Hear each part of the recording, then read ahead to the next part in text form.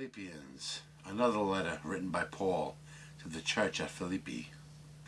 He wrote this letter also while in prison. Remember, while he was in there, he was preaching to the guards. He encouraged people to work together, love one another, be humble. Let me read 2:9. Wherefore God also hath highly exalted him, and given him a name which is above every name. And then 10 says, that at the name of Jesus every knee should bow, of things in heaven, and things in earth, and things under the earth, and that every tongue should confess that Jesus Christ is Lord, to the glory of God the Father. Beware of dogs and evil workers, trust in God more. Even Paul strived to be better. He knew he wasn't perfect. Do the right things, be good. Let me show you some pictures now.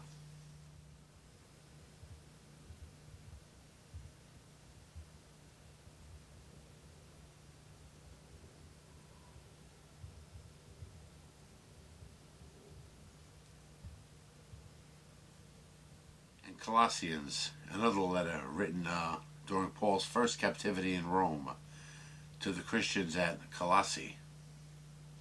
It says in the back, it was delivered to them by Cherasius. He was a native of Asia. Reminded Christians of Jesus' importance, what he did for us, his sacrifice. Let him into your lives, Let me read 2:8. Beware lest any man spoil you through philosophy and vain deceit, after the tradition of men, after the rudiments of the world, and not after Christ. It's interesting when you think about that too, like man's law, God's law. You could almost say that man's law is in a way, in part, almost a mockery of God. Like if God is true, and he set forth these laws to mankind, and we're supposed to live by these laws. Man's laws today are, in a way, in part, a mockery to God's laws. Let me just give you an example. Look, the 10 Commandments. Thou shalt have no gods before me, no other gods before me. That's out the window. You can worship whatever you want, right? You can't get in trouble for it. Thou shalt not make unto thee any graven image.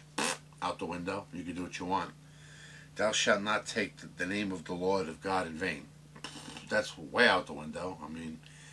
I'm a Christian and I probably do it. Everybody says, GD, God damn it, and stuff like that. Remember the Sabbath day to keep it holy. Out the window. Honor thy father and mother. Well, most people do. But obviously some don't. Now here, thou shalt not kill. Let's get back to that in a second. Thou shalt not commit adultery.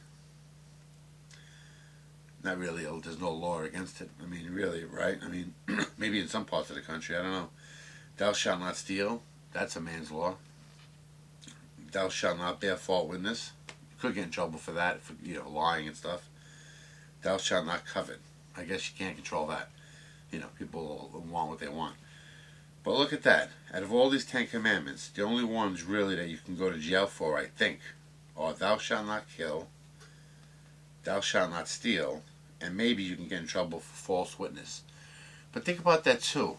It makes you wonder, like, if people are going to make a mockery of the laws and say, to hell with God's laws, we want to live the way we live, we want to do what we want.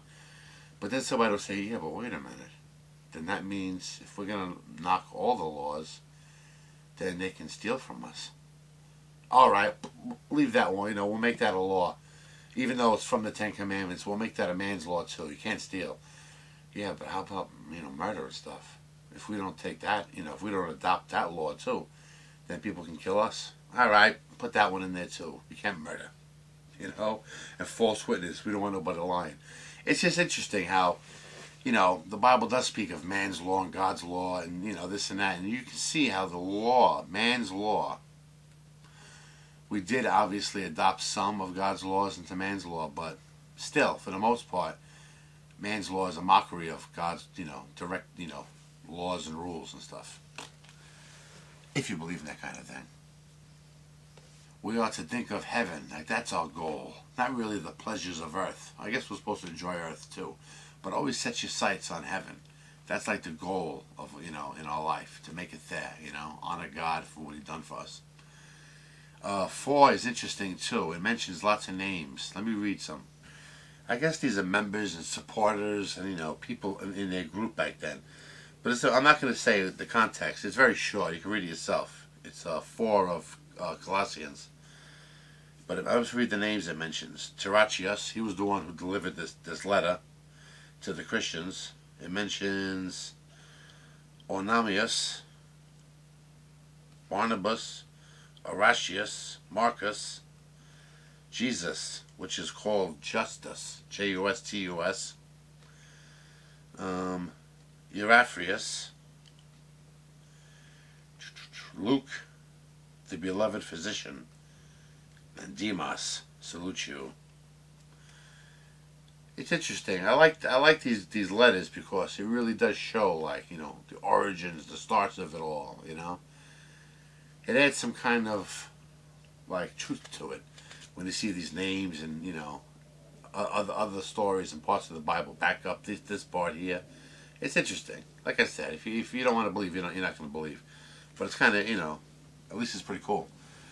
Anyway, see you next time.